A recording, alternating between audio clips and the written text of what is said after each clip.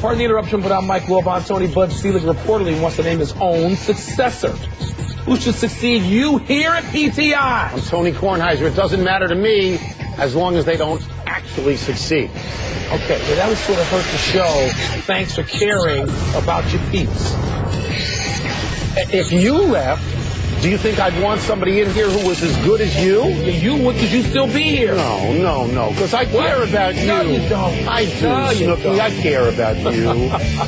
Welcome to PTI, boys and girls. In today's episode, Landon Donovan gets cut, Ray Rice speaks, and Shane Battier joins us for 5 good minutes. But we begin today with the report that Donald Sterling has agreed to let his wife, Shelley, negotiate a forced sale of the Los Angeles Clippers. If the NBA agrees to this, it could circumvent the need for the other 29 owners to vote Sterling out. But the NBA has thus far not agreed. Wilbon, this seems like a major concession by Sterling. Is it? I'm not sure yet. And I don't think the people at the NBA offices who haven't said anything yet are sure either. I don't think the people around the Los Angeles Clippers who haven't said anything yet are sure either. It's Donald Sterling, who previously, to this point, has walked around with just an army of lawyers. That's right. And he keeps hiring people, antitrust lawyers, lawyers here, lawyers there. If you're going to sell the team, you don't need all these lawyers because you can close your own sale. If you're allowed to sell the team. If you're allowed to sell the team. Wait. You can sell the team. The NBA is going to decide who owns the team. Well, okay. As long as he gets his price. I don't know that that's true. Two things jump out to me immediately. One is that if he has friends among the owners, he saves them from having to make a vote, and he becomes very conscious of what Mark Cuban called the slippery slope. Right. Okay? The second thing is if he is allowed to sell the team, or if he moves it to his wife and she's allowed to sell the team, that eliminates Magic Johnson from owning the team. Because Donald Sterling will not let Magic Johnson, who he personally hates, own the team. I don't believe that. Now, the point in all of this is, what will the NBA do? Is it enough for the NBA that Sterling will sell the team, or do they want to control down the road who buys the team? Here's why Sterling down the road, and this could be a shorter road than we thought, here's why they want to figure out who's going to own the team. And Donald Sterling will agree to this at some point, Tony, if he sells, because we're talking about north of $1.5 billion. Maybe. No. Look. You can go on maybe if you want. You went on maybe the first day when I told you this dude was out. And that wasn't maybe. He's out. The price of this franchise is already north of $1.5 billion. And that will help Donald Sterling get over his issues about whatever taxes, state taxes, or I think capital if he's gains. allowed to sell it on his own, and he can auction it off, it won't be Magic Johnson. It might be somebody else. There's another issue here. If I'm Donald Sterling, you know what I'm going to tell the league? I'm going to say, look, let it look like I've taken the high road on this. Help me out on my way out. And if you don't, what? I will put you in court for the rest of your lives. You know what? This is a fight I think the 29 other billionaires and a league are up for. Maybe. And I don't think they're going to let Donald Sterling dictate the terms of anything, particularly who's going to own the Clippers. What I'm saying is this is part of the negotiation right now. Okay, we'll see. We had another incredibly awkward press conference today where a sports figure dealt publicly with incredibly private issues. Ravens running back Ray Rice, sitting alongside his wife, talked for the first time publicly since a serious incident at an Atlantic City casino caught on tape by TMZ. Me and Janae can truly say that, we're in a better place. And we just hopefully all one day gain back everyone's trust to let y'all know that, we're still the same people and I'm still the same person. And, I really treat my job as a very special job. And, I failed miserably, but I wouldn't call myself a failure because I'm working my way back up. Tom? We watched this in the PTI newsroom. Your reaction? Well, I think the greater good here for everybody concerned would be if you thought that Ray Rice and his wife were on the road to an amicable relationship with love in their hearts, right? Yeah. But something happened there that was bad. They both apologized. Something bad happened in Atlantic City. We haven't seen the whole video. We've seen the end of the video. If the NFL sees the whole video and determines that it was a case of abuse, physical abuse, I think that Ray Rice will be suspended for X amount. I have no idea how many, but I think he will be. I think this is a case where the league has no idea really what to do about this. I agree with that. This is domestic dispute. They don't want to have to deal with this. And this is not like a policy. This is not like a drug policy saying you did X, Y, Z, you violated this piece of paper we have out there, this rule. This is not that. And they're going to have to consult with marriage counselors, perhaps with psychiatrists, with psychologists, with people who know so much more. The NFL knows about football. They know about staging and putting on football. That's what they know about. That's what the expertise is. But they know what they see in a video, and they've probably seen the whole video. But as you mentioned, there are things in the video we have not seen. The Baltimore Ravens want Ray Rice to play for them. Yes, they do.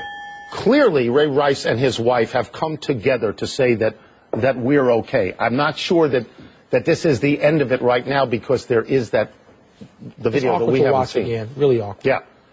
News out of Indy. Colts owner Jim Irsay will be charged with 2 misdemeanor counts of driving while intoxicated and having controlled substances. He was originally facing preliminary felony counts, but those were reduced today. The NFL had done nothing. In fact, Irsay, after leaving rehab, had gone about his usual business as an NFL owner, including lobbying for Indy to be awarded a Super Bowl. Tone, does this news, today's news, change how you feel about this story? It does for me, because I expected felony counts. And I expected more, like 4 felony counts on possession of controlled substances, and then an additional DUI count. And I assumed they would be felonies. The fact that they're misdemeanors changes it for me. It lessens what punishment I would give. It does not eliminate it. Right. Okay? There's a timeout is needed here. He is an owner. I believe he has a greater responsibility to the league than players do. We agree. And I expect something to happen, but I'm not calling for as much as I would have called for before. I understand that. That seems fair to me, because misdemeanors aren't felonies. That's right. I wonder how that happened. I wonder. Wealth and fame didn't work against him this time, did it? Works against some. It didn't seem to work against him. Sometimes I don't expect anything. I am that skeptical of Roger Goodell now as a commissioner, even though he has not really come down on personal conduct on anybody, player or owner. Not for almost 2 years. But perhaps that just insulates you, because you don't want to act against the owner, so you can't do as much with the players. He's been allowing teams to discipline players, and that may put him in conflict with the Ravens, with Ray Rice. Yeah. I doubt this team is going to do anything to his owner. Who's going to punish the owner? I doubt it. But if I understand correctly, the charges carry a 60-day jail sentence if convicted. Maybe a judge can commute that. I don't know that. But if the question is, am I surprised that the charges are less? Yes. Does it influence my feeling about it? Yes, it does. It does. The United States World Cup soccer team has been announced, and the most familiar name to all of us, Landon Donovan, is not on it.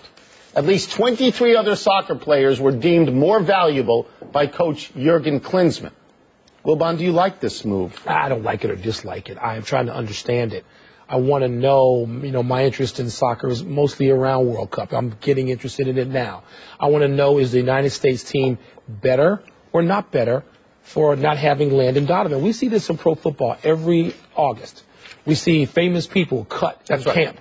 That's right. Guys who go to the Hall of Fame, people come and say, give me your playbook, son. They say it's over. You're done. And they are is Landon Donovan at 32 at that stage already? Perhaps not. But he's not having a stellar season here in the United States right now. And apparently his coach thinks he's not in the greatest shape. And he can't help as maybe some other younger players. But would you be interested in all the backstory in which people say of Klinsmann that Landon Donovan, when picked up by Klinsmann at Bayern Munich, and I hope I pronounced that correctly, feels that he cost him his job because he didn't play well, that he took that leave of absence, that sabbatical about 1.5 years ago, whenever that was, may have cost the United States a game. And maybe, if you look at the tweet by Klinsmann's son, and I'm going to quote directly, ha, ha, ha, ha, ha, Donovan, ha, ha, You mean the tweet that he then tried to take down? Yeah, so, you wonder, does that reflect something with his father? I think this is a bad move. I'm going to tell you why.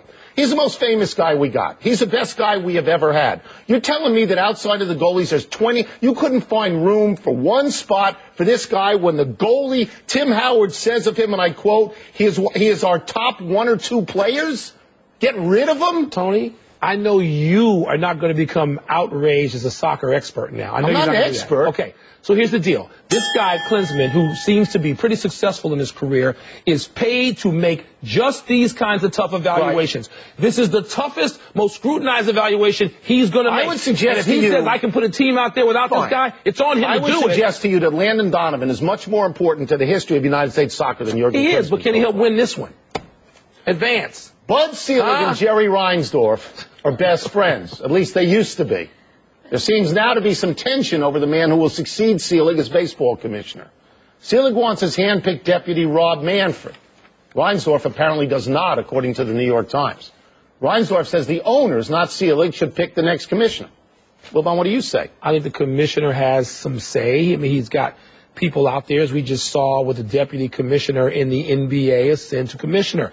And David Stern, hand-picked guy. I'm not going to say hand-picked. Seems to be. Owners could have rejected him. Well, I remember a case in pro football when Pete Rozelle retired, all right, and the hand-picked guy seemed to be Jim Finks, who was incredibly popular. But what happened? The owner said, no, we're going to look about here and have a wider search. And it wound up being, after many ballots, Paul Tagliabue. Worked out. Okay, it worked out very well. Yeah. So the owners, Tony, look, they can accept the recommendation of the commissioner, but they aren't bound to that, are they? The owners are paying this guy. He works for the owners. I think the owners ought to have a say. I think Jerry Reinsdorf's the smartest guy in the room. I mean, I think he is to baseball what Robert Kraft is to football. Okay. And then the backstory here is, of course, that he thinks that his influence would wane under Manfred, that they don't get along that well. He also apparently thinks that Manfred is soft on union matters. And these are Reinsdorf's issues. Right. I find it fascinating that at this stage, when he and Selig were that close, that they would split up over something like this. But I'll tell you that if you're going to anoint your hand-picked successor, we've seen this with basketball coaches a lot, particularly in college when they leave late they put their guy in. If I'm an owner, I'm always feeling, I don't know that I want a guy who's going to be in the same image as the guy we just had. And you know what? The owners are going to vote on this, Tony. The owners are going, you would think, will have absolute final say. Bud tough to go against Bud. Owners, if you think he's done a good job for 20-plus years, it would be tough to go against that. Let us take a break, but coming up, Shane Battier joins us to discuss Paul George's concussion and the difficulty of getting back to the finals. And later, remember when Serge Ibaka was supposedly done for the postseason? Yeah, about that. I can't believe that you trashed Landon Donovan in favor of Jurgen I didn't Klinsmann. trash him. I said icons get cut. Coming this summer, the 2014 FIFA World Cup from Brazil. Every goal. The shot scores! The USA leads by 2! Every save. Here's Germany up. Steal. Closer. In the box. The shot is shot. Every match. Wherever you are this summer, take the FIFA World Cup with you. It's on ESPN Radio and the ESPN Radio app.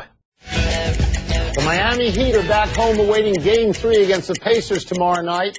That's where we find an old friend of the program, Mr. Shane Battier. Let's start with this.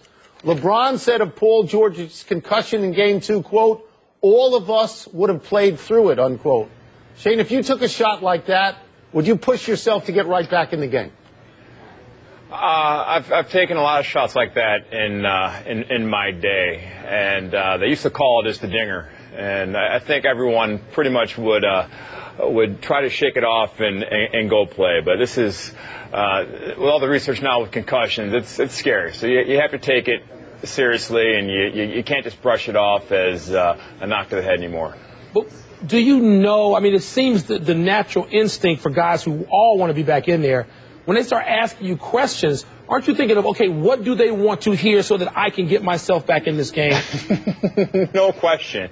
That is sort of the inside joke with the concussion tests. And you hear guys trying to give slow answers and the baseline tests just so they have a margin of error if a real concussion does happen. Because, look, we're all competitors. We all want to be out there with our guys, and no one wants to say I'm concussion prone and I'm going to miss because I got knocked in the head. And so if it's up to any professional athlete, they're going to be out there.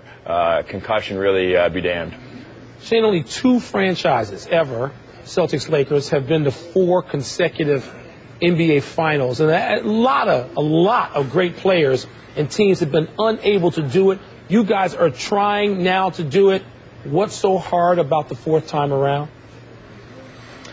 The human condition. The human condition. If you do it once, the 2nd time around, you think just because you've done it before that you'll be able to summon the effort and the concentration and all the luck that got it done for the first time. You do it 2 times, you take that human condition even further and say, well, we've done it before, we can turn it on and turn it off. That's not the case. Every year it's tougher. It's tougher to win. Teams come at you with more passion, more vigor, and you have to prove yourself every single night. It's tiring. It's tiring. There's a good reason. Only 2 franchises have done it, and if we can put together some games here and advance to our 4th, it'd be a heck of a feat. You said the word tiring, which leads me to this. I was going to say, is it my imagination or in the locker room, like with you, talking with you the other night, it seemed you guys linger longer, that you are more sort of out of breath, that it is literally physically exacting. Well, I don't want to make you sound like old geezers, but it is physically. We are. No, it is. It is. And that's the best part of the playoffs. To win in the playoffs and to play into late May and early June, it is exhausting. It takes every ounce of mental strength. It takes every ounce of physical strength.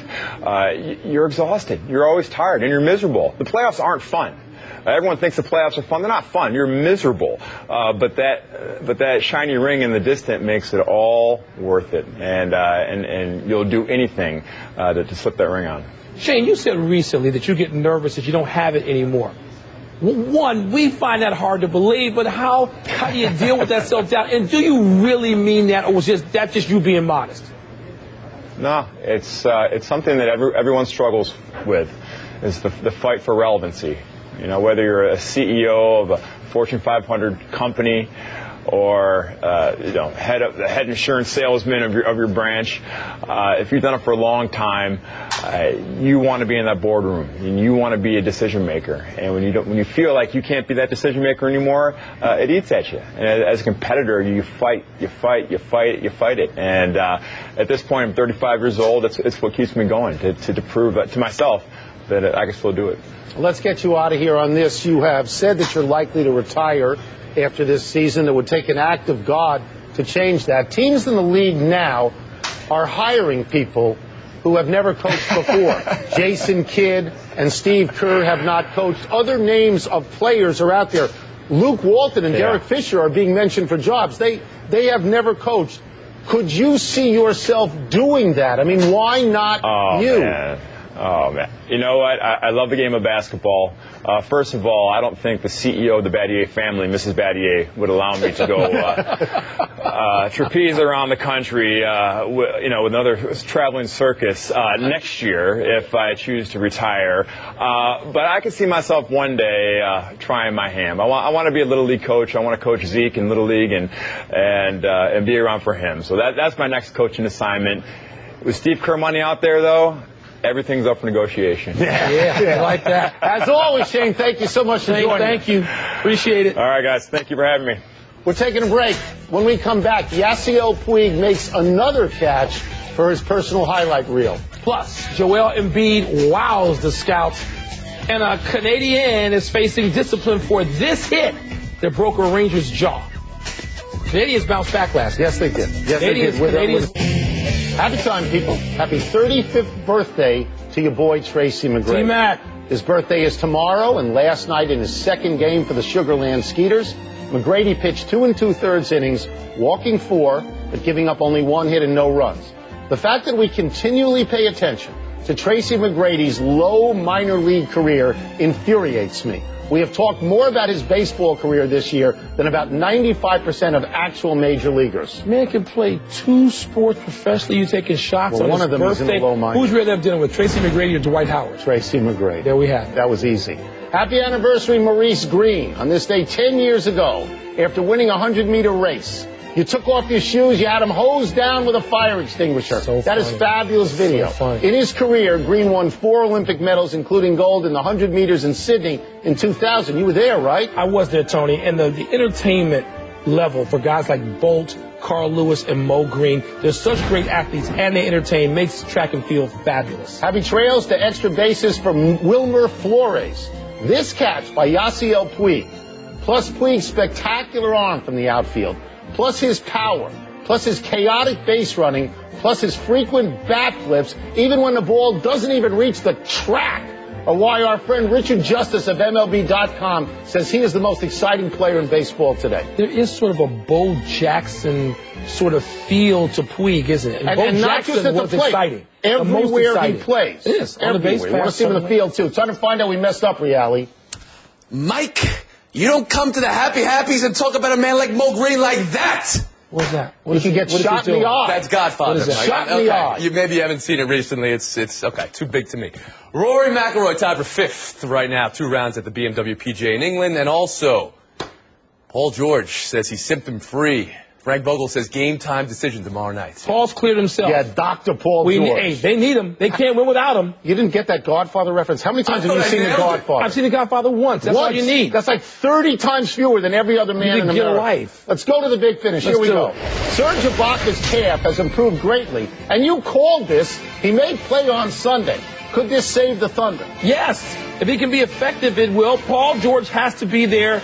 Serge Ibaka has to be there. Paul George for the has team to do win. better than 4 out of 16, doesn't he? Stop with that. Joel Embiid reportedly wowed scouts and GMs in a workout today. Can he get back up to number one overall pick? Yeah, I mean, if back specialists say that this doesn't present itself as a terrible problem. Look, with Parker and Wiggins and Embiid, all it's good. all jumbled all the time. So, yes, he could get back to that. Canadiens forward Brandon Prust got 2 games for this hit last night. Watch this. Is that enough, That's really? awful little. But look, the league had to take into account what happened to Carey Price and the Canadians. You know they did. He broke the guy's jaw. I'm not jaw. saying they should have taken it into account. I'm saying I think that's what happened. He broke his jaw. So give him 5 games. You give him 3 more. Giants broadcaster Mike Krukow suggested Troy Tulowitzki stealing signs at home where he's hitting .521. Is that fair? If you can steal signs, you steal signs. better You think steal Tulowitzki can't hit without this? Really? Steal him. Steal him Really? anyway. Last one, Indy 500 on Sunday. Is that still a big deal? I was just in Indy for a few days. It's an enormous deal. Like, your horsey races, except, Kentucky Derby cars. baby, and the Belmont this year. We're out of time. We'll try and do better the next time, and I'm Tony Kornheiser. I'm Mike Wilbon. Have a great long holiday weekend, knuckleheads. We're back Tuesday. Check out the PTI podcast. Northwestern women's lacrosse team in the Final 4. They wearing Go those helmets Cats! now?